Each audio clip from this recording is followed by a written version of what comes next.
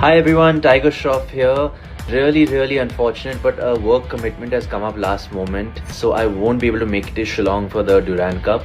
I was really looking forward to playing for my team Mumbai FC, but unfortunately I won't be able to make it, as I said. I just wanted to say that all the very best to everybody out there. The tournament has been amazing so far. I'm going to do everything in my power to support you guys as best of my capability.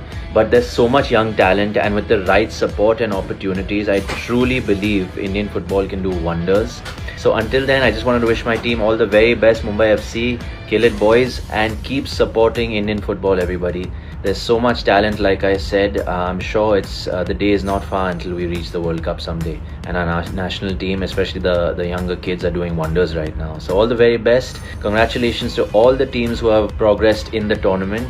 Looking forward to seeing more action in the Durand Cup. Lots of love and hope to play with you guys very soon.